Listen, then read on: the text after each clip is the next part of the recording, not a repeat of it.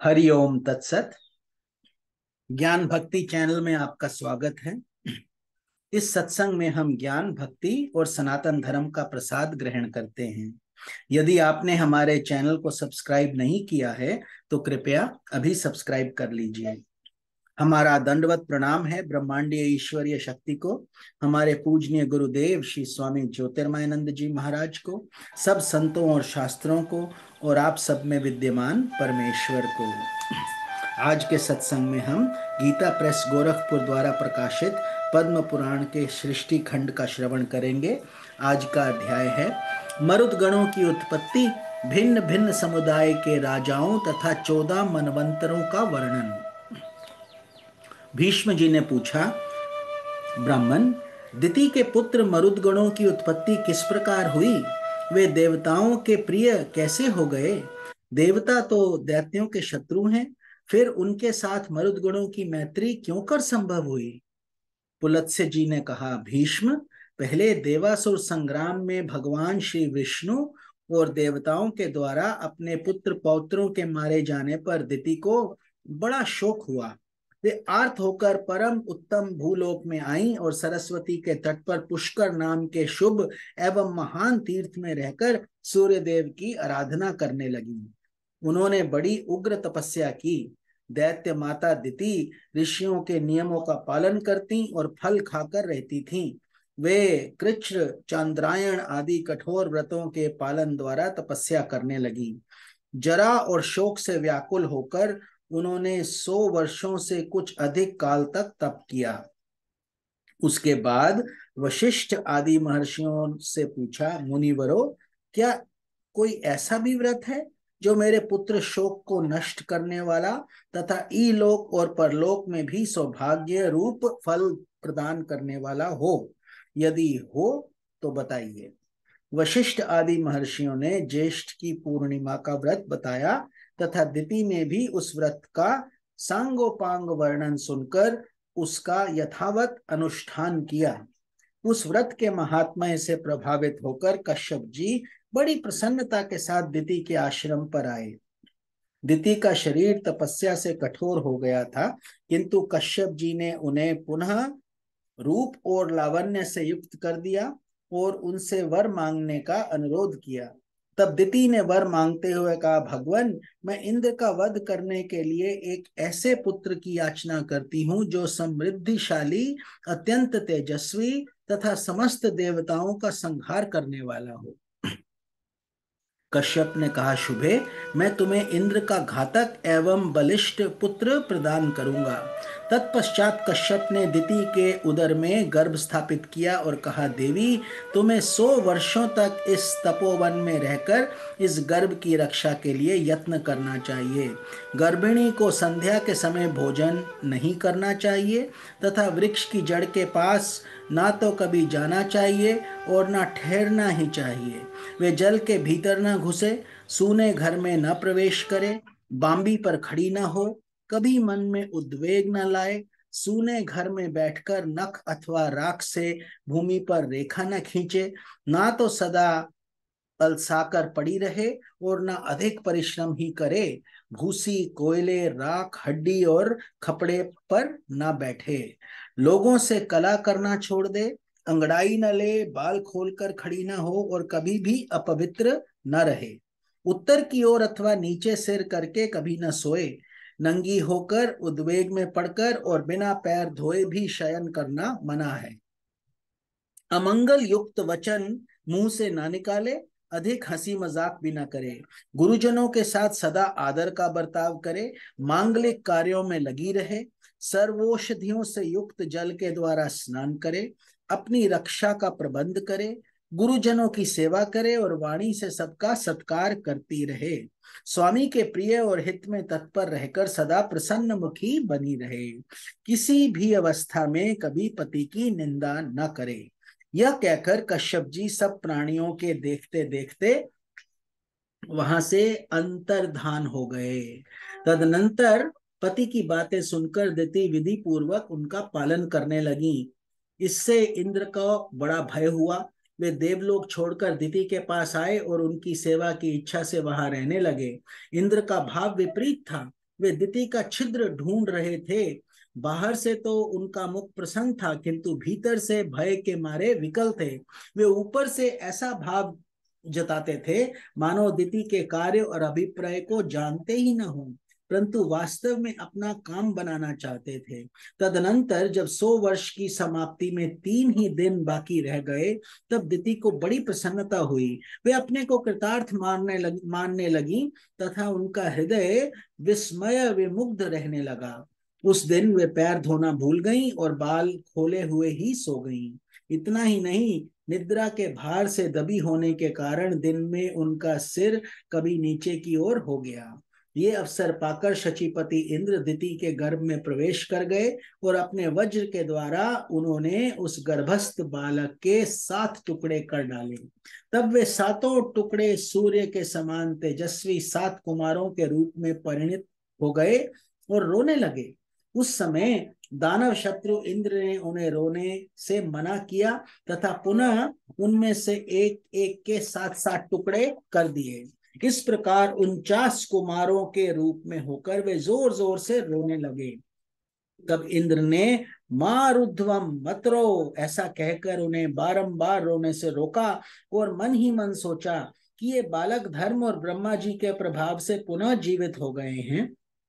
इस पुण्य के योग से ही इन्हें जीवन मिला है। ऐसा जानकर वे इस निश्चय पर पहुंचे कि ये पूर्णमासी व्रत का फल है। निश्चय ही इस व्रत का अथवा ब्रह्मा जी की पूजा का ये परिणाम है कि वज्र से मारे जाने पर भी इनका विनाश नहीं हुआ।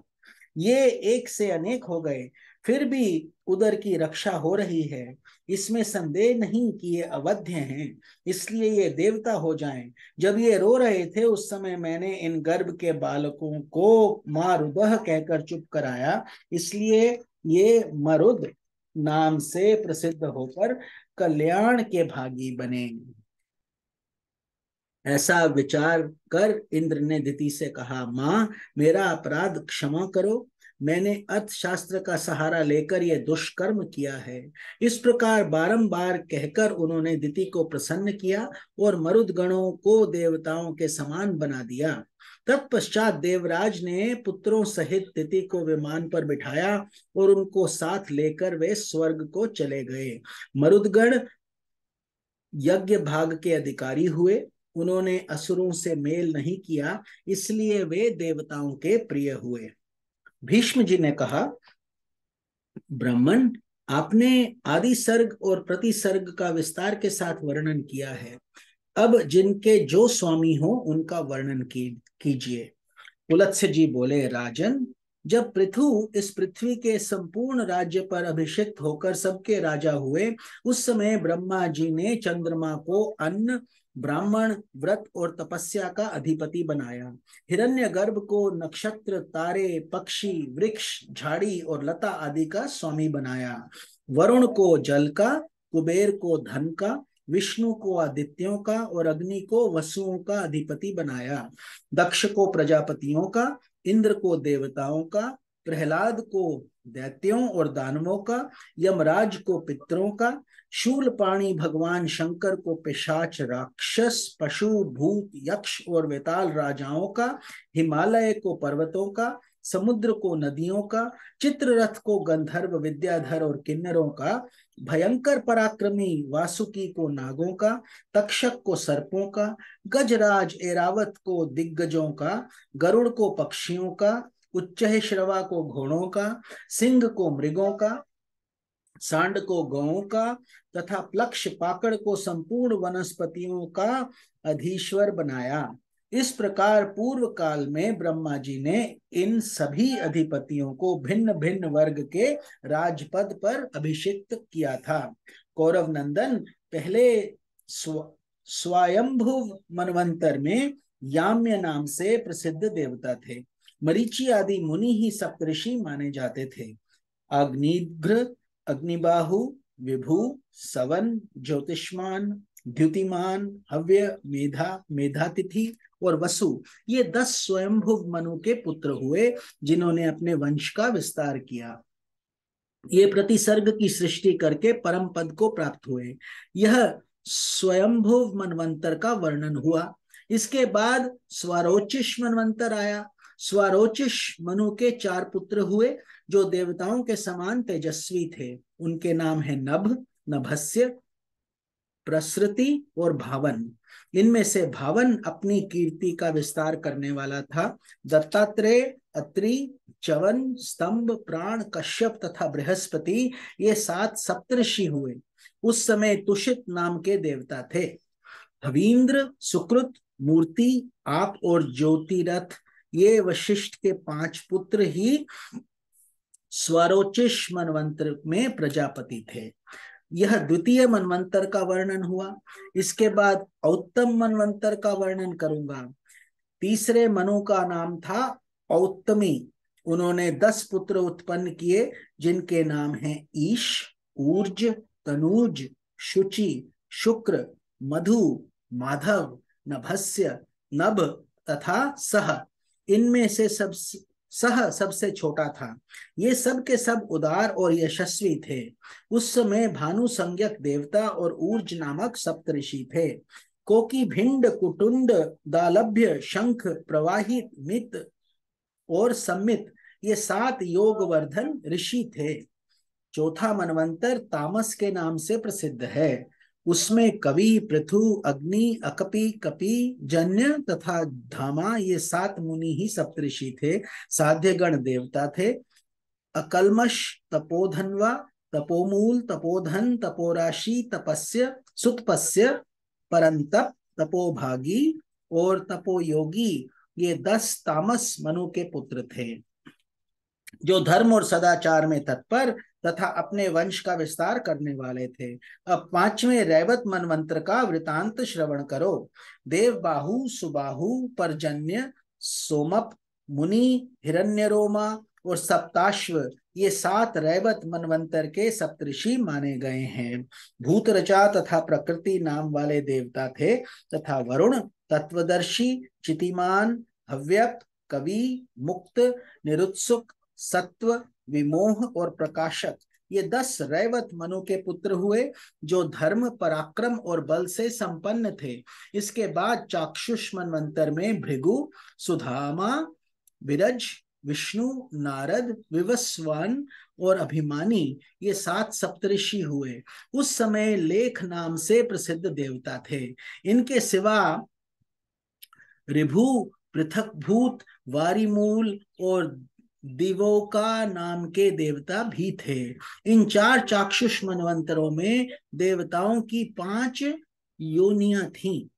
चाक्षुष मनु से इनके 10 पुत्र हुए जो रुरु आदि नाम से प्रसिद्ध थे। अब 7वें मनवंतर का वर्णन करूंगा जिसे वैवस्वत मनवंतर कहते हैं। इस समय वैवस्वत मनवंतर ही चल रहा है।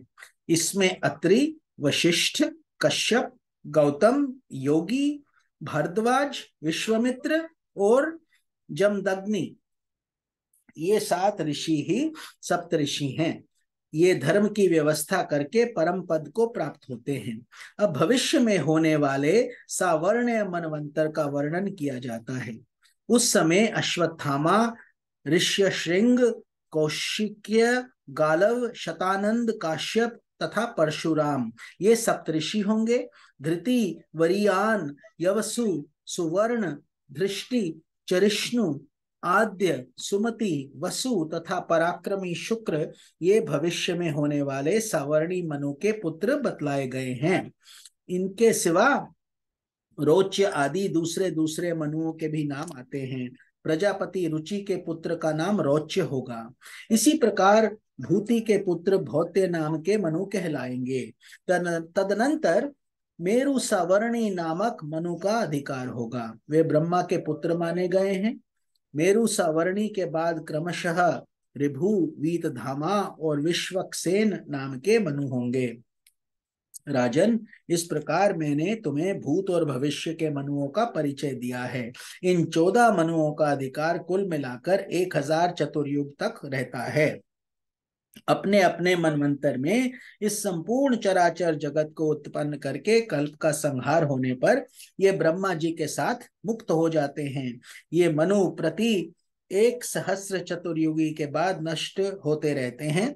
तथा ब्रह्म आदि विष्णु का सायुज्य प्राप्त करते हैं। तो इसके साथ हम इस सत्संग को विराम देते हैं। आप सबको स्वामी निखिलानंद का प्यार भरा नमस्कार। कल के सत्संग में हम पृथु के चरित्र तथा सूर्यवंश का वर्णन करेंगे। हरि ओम तत्सत।